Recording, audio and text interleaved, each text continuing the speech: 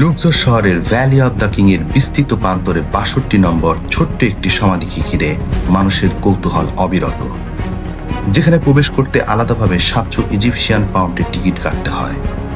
তবুও পর্যটকদের ভিড় সবসময় এখানে লেগেই আছে। এটি ফেরাউন তুতেনখামেনের সমাধি। কে এই তুতেনখামেন? কি আছে এই সমাধির ভিতরে? কেন এটি বিখ্যাত? এটি কি অভিশপ্ত সমাধি? সবকিছুর রহস্য উন্মোচন করব এই ব্লগে। সুতরাং ভিডিওটি লাইক এবং চ্যানেলটি সাবস্ক্রাইব করে আমাদের সাথেই থাকুন।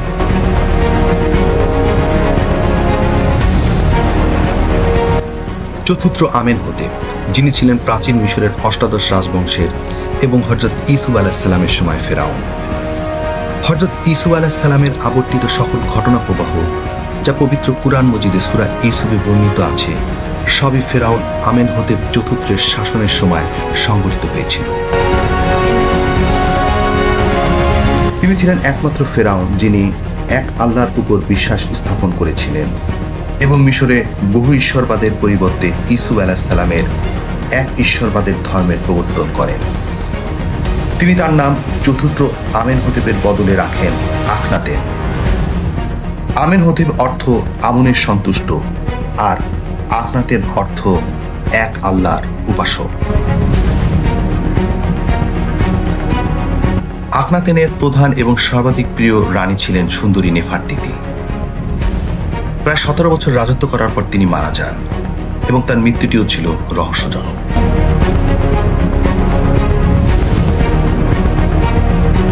তুতেনখামেন, যিনি ছিলেন ফেরাউন চতুর্থ আমেনহোতেপ অর্থাৎ হযরত ইউসুফ আলাইহিস সালামের সময় ফেরাউন, এই আখনাতেনের সন্তান। আখনাতেনের রহস্যজনক মৃত্যুর পর মাত্র ৯ বছর বয়সে তুতেনখামেন সিংহাসনে বসেন। তিনি ছিলেন মিশরের ইতিহাসের সবচাইতে কনিষ্ঠতম ফেরাউন, তাই তাকে বয় কিং বা বালক রাজাও বলা হয়। তুতেনখামেনের শাসনামল ছিল প্রাচীন মিশরের ইতিহাসের একটি বড় ধরনের প্রতিক্রিয়া এবং পুনরুদ্ধারের সময়কাল।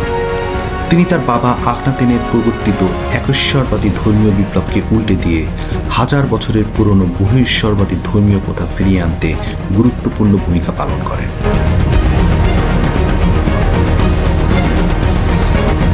তুতেনখামেনের শাসনের সময় প্রকৃত ক্ষমতা ছিল তার উপদেষ্টা আই এবং সেনাপতি হরেনহাবের হাতে।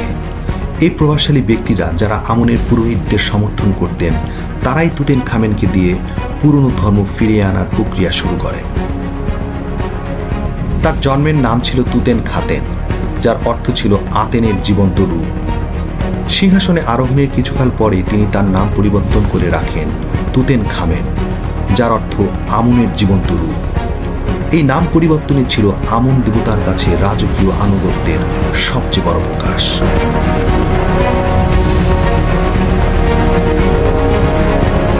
বালক ফেরাউন তুতেনখামেন নীল নদের পাড় ঘেঁষে শিকার করতে পছন্দ করতেন।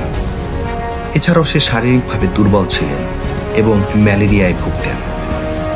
একবার শিকার করতে গিয়ে পায়ে প্রচণ্ড আঘাত পান এবং সম্ভবত পায়ের সংক্রমণের কারণে ১৯ বছর বয়সে রহস্যজনকভাবে অকাল মৃত্যুবরণ করেন।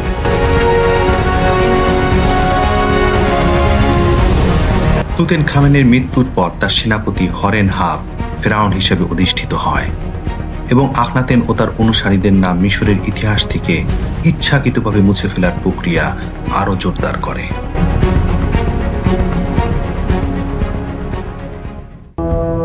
প্রবেশ করছি তুতেনখামেনের সমাধির ভিতরে। এখানে সবসময় অনেক বেশি ভিড় পরিলক্ষিত হওয়ায় ভালোভাবে ভিডিও ধারণ করা অসম্ভব। অন্যান্য রাজকীয় সমাধির তুলনায় এটি আকারে ছোট এবং নকশায় সরল। প্রথমে একটি নিম্নগামী করিডোর দিয়ে নিচের দিকে নামতে হয়।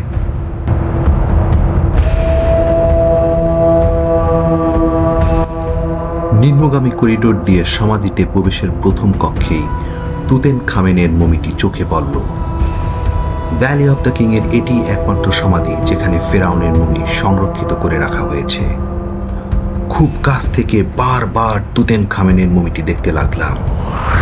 দেখেই বোঝা যাচ্ছে এটি 18 থেকে 19 বছর বয়সের একটি বালকের মমি। মাথা এবং পা ব্যতীত পুরো মমিটি সাদা কাপড় দিয়ে ঢাকা এবং মমিটি রয়েছে একটি গ্লাসের ভিতরে। বন্ধুরা, আমার সাথে আপনারাও দেখে নিন প্রায় 3000 বছর আগে বিখ্যাত বালক ফেরাউন তুতেনখামেনের মমিটি।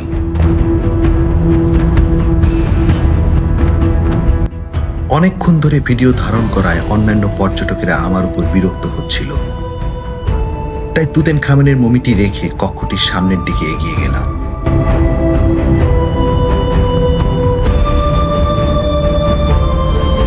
সামনে এগুতে একটি নিচু কক্ষে বিভিন্ন দেবদেবীর অঙ্কিত ছবি দেখা গেল এবং সেই কক্ষে তুতেনখামেনের গ্রানাইটের সার্কোফেগাসটি বিদ্যমান।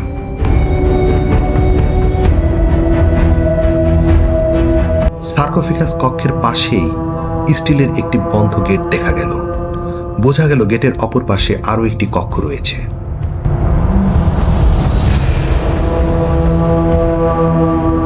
তুতেনখামেনের সমাধিটি দেখে বের হয়ে যাচ্ছি। এটি খুবই ছোট এবং সাধারণ একটি সমাধি। প্রচুর মানুষের ভিড় থাকায় এখানে বেশি সময় থাকা সম্ভব নয়।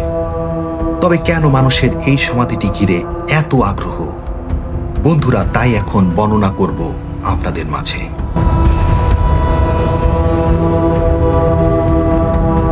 1922 সালের 4 নভেম্বর ব্রিটিশ প্রত্নতাত্ত্বিক হাওয়ার্ড কার্টার তুতেনখামেনের সমাধিটি পুরোপুরি অক্ষত অবস্থায় আবিষ্কার করেন। এর আগে অন্যান্য ফেরাউনদের সমাধির সমস্ত রত্নভাণ্ডার অনেক আগেই লুট হয়ে গিয়েছিল। একমাত্র তুতেনখামেনের সমাধিটি সবকিছু অক্ষত অবস্থায় পাওয়া যায়। এই সমাধি থেকে পুরোপুরি নিশ্চিত হওয়া যায় যে ফেরাউনদের সমাধিতে কি কি থাকত। তাই এটি ইতিহাসের সবচেয়ে গুরুত্বপূর্ণ প্রত্নতাত্ত্বিক আবিষ্কারগুলোর মধ্যে একটি। অন্যান্য সমাধির তুলনায় এটি আকারে ছোট এবং নকশায় সরল। এতে একটি প্রবেশ সিঁড়ি, একটি করিডোর এবং 4টি কক্ষ রয়েছে। প্যাসেজে প্রবেশ করে প্রথম এন্টি চেম্বার কক্ষ। এখন যেখানে তুতেনখামেনের মমি রয়েছে, মূলত সেখানে পাওয়া গিয়েছিল তার যুদ্ধরথ, ঢাল, তীর, ধনুক, এছাড়াও তার গৃহস্থালী জিনিসপত্র যেমন খাট, চেয়ার, বোর্ড গেম, বাদ্যযন্ত্র, এমনকি তার শৌখিন মলম আতরের বয়াম পর্যন্ত সেখানে পাওয়া গিয়েছিল।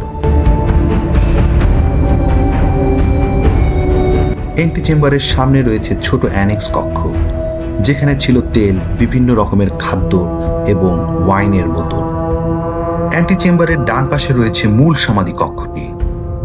মূল সার্কোফেগাসটি এখনও সমাধি কক্ষেই রয়েছে। তুতেনখামেনের মমিটি একটির ভেতরে আরেকটি করে মোট 3টি কফিনে রাখা ছিল, আর সবচেয়ে ভেতরের কফিনটি ছিল 110 কেজি ওজনের খাঁটি সোনার তৈরি, যার মূল্য প্রায় $1.7 মিলিয়ন।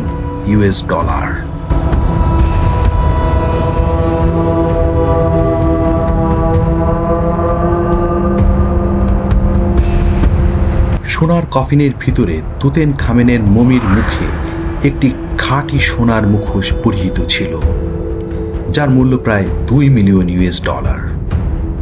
খাঁটি সোনা এবং মূল্যবান পাথর খচিত এই মুখোশটি প্রাচীন মিশরের সবচেয়ে বিখ্যাত শিল্পকর্ম এবং আধুনিক মিশরের প্রতীকে পরিণত হয়েছে। মূল সমাধি কক্ষের পাশে ট্রেজারি কক্ষ, যেখানে তুতেনখামেনের ব্যবহৃত সকল রত্নভাণ্ডার গচ্ছিত ছিল। প্রথমে ছিল একটি সোনার কোষাগার, তুতেনখামেনের সোনার সিংহাসন, যার পেছনের দিকে তুতেনখামেন ও তার রানীর অত্যন্ত সুন্দর ও আবেগময় দৃশ্য খোদাই করা আছে।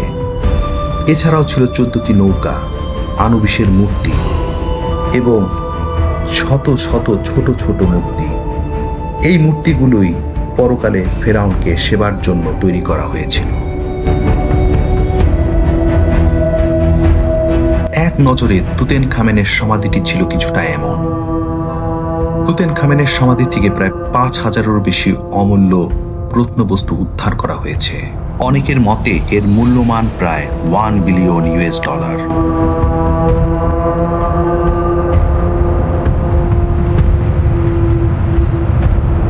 কার্টারের দল সমাধিটি খোলার পর বেশ কয়েকজন সহযোগীর মৃত্যু ঘটলে ফেরাউনদের অভিশাপ নিয়ে গুঞ্জন ছড়ায় এবং এটিকে বলা হয় অভিশপ্ত সমাধি। কিন্তু আধুনিক বিজ্ঞান বলছে সমাধির ভিতরে দীর্ঘদিন জমে থাকা ছত্রাক বা ব্যাকটেরিয়ার কারণেই এই মৃত্যু ঘটতে পারে।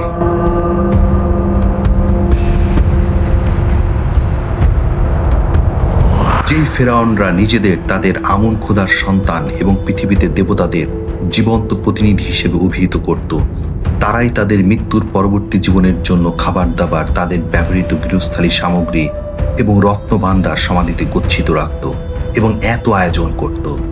ব্যাপারটা আসলেই দৈবৈতনিক এবং আশ্চর্যের বিষয়।